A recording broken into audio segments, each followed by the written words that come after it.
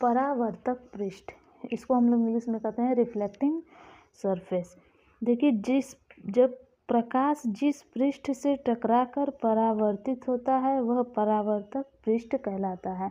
ये जो देखिए हमने क्या कहा, प्रकाश इस पे तो गिर रहा है, इस पे आ रहा है और इसी पे टकराकर वापस चल जा रहा है, मतलब वो किस पृष्ठ पर गिर रहा है, एम डैश। यानी जो ये मेरा एम और एम डैश ये जो पृष्ठ है, इसी पृष्ठ को हम लोग कहते हैं परावर्तक पृष्ठ। यहाँ तक क्लियर है।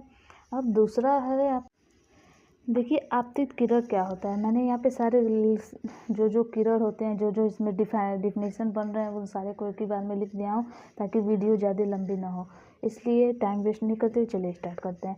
अब पहला तो मैंने बता चुका हूँ कि परावर्तक पृष्ठ होता क्या है। अब दूसरा है जो आपतित किरण। आपतित किरण देखिए क्या होता है, वह प्रकाश किरण जो समतल पृष्ठ पर आकर टकराती है उसे आपतित किरण कहते हैं। मतलब यहाँ पे जब प्रकाश की किरण इस परावर्तक पृष्ठ पे आके यहाँ टकरा रही है, यानी ए पॉइंट से बी पॉइंट तक का जो प्रकाश किरण है वो आपतित हो रहा है, तो ये इस किरण को हम लोग कहते हैं आपतित किरण। मतलब जो पृष्ठ पर आकर टकराती है उसे हम लोग कहते हैं आपतित किरण।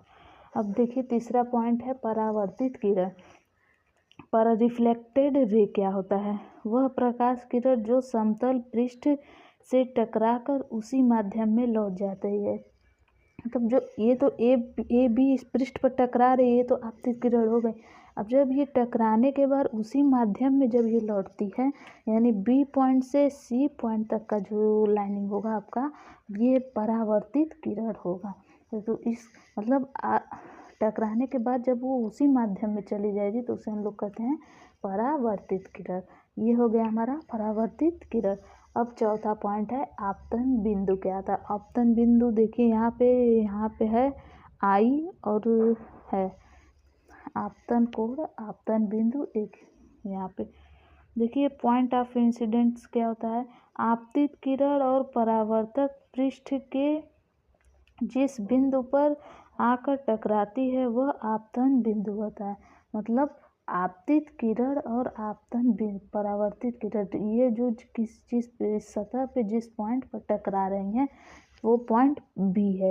मतलब यहाँ इस पॉइंट बी को हम लोग कहेंगे आपतन बिंदु।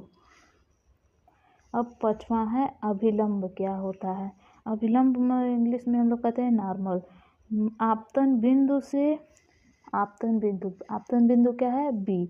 इस आपतन बिंदु से पृष्ठ के लंबवत खींची गई रेखा जो है वो अभिलंब होती है। मतलब आपतन बिंदु यहाँ बी है, अब इस आपतन बिंदु से हम एक स्ट्रेट लाइन खींच दें ऊपर की तरफ, तो ये जो लाइनिंग होगा इसे हम लोग कहेंगे अभिलंब। इस नॉर्मल इसका नाम दे देते हैं एन, यानी बी और एन का जो ये लाइनिंग है वो हमारा क्या हो गया, नॉर्मल, वो हो गया मेरा अभिलंब।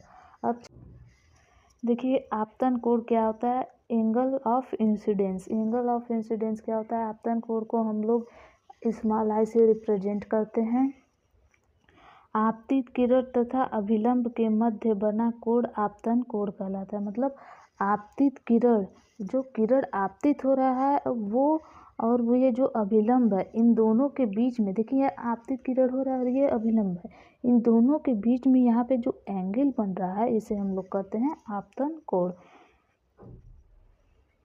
आपतन कोण को स्मॉल आई से रिप्रेजेंट करते हैं, मैं बता चुका हूँ। अब सातवां पॉइंट आपका है परावर्तन कोण। इसी प्रकार से जैसे आपतन कोण का डिफिनीशन आपने बनाया है उसी प्रकार से आप परावर्तन कोण का भी डिफिनीशन बना सके। अभिलंब और परावर्तित किरण के बीच जो एंगल बनता है उसे हम लोग परावर्तन कोण कहते हैं, एंगल ऑफ रिफ्लेक्शन कहते हैं। इसे स्मॉल आर से रिप्रेजेंट किया जाता है। ये था। अब यहाँ पे अगर देखिए सारे पॉइंट को हमने बता दिया। यहाँ चिकनी सतह परावर्तक पृष्ठ किसे कहते हैं, आपतित किरण किसे कहते हैं, परावर्तित किरण, आपतन कोण, परावर्तन कोण, अभिलंब। ये कुछ 7 पॉइंट इसमें बनते हैं जो एग्जाम के लिए बहुत ही इम्पोर्टेंट है, ये एग्जाम में पूछे भी जाते हैं। और इन सब का डिफिनीशन बस केवल आपको फिगर देखते ही समझ में आ गया होगा कि हाँ फिगर से आप ये सारे, जब आपके दिमाग, जब क्वेश्चन में पूछा जाए कि रिफ्लेक्शन ऑफ लाइट क्या होता है तुरंत आपके माइंड में ये फिगर बन जाना चाहिए। आप एक साइड में फिगर बना लीजिए, फिगर में सब कुछ जो जो पॉइंट है यहाँ पे देखिए, आपतित हो रहा है, परावर्तित हो रहा है, इसी से रिलेटेड इसका नाम भी है कि आपतन कोण है, ये परावर्तन कोण है, ये अभिलंब है। बस ये कुछ पॉइंट थे, केवल नाम लिख लीजिए एक साइड में, और उसके बाद सबका एक एक बार अगर ये लॉन्ग आंसर पूछा जाता है तब उसमें ये सारा कुछ डिफाइन करें। अगर उसमें से कुछ आपतित किरण के बारे में पूछ दिया गया तो आप नॉर्मल सा फिगर देखिए। फिगर बनाने से ये होता है कि एग्जामिनर को लगता है कि हाँ बच्चा पढ़ने में है और वो पढ़ा है इस टॉपिक से, उससे सारा चीज़ रिलेटेड लर्न है, तो वो समझता है बात को। तो फिगर बनाने से आपकी कॉपिंग चेक करने में और इंटरेस्ट आता है। तो इसलिए देखिए एग्ज़ाम में हमेशा फिगर के थ्रू ही हर एक चीज़ को बताना चाहिए।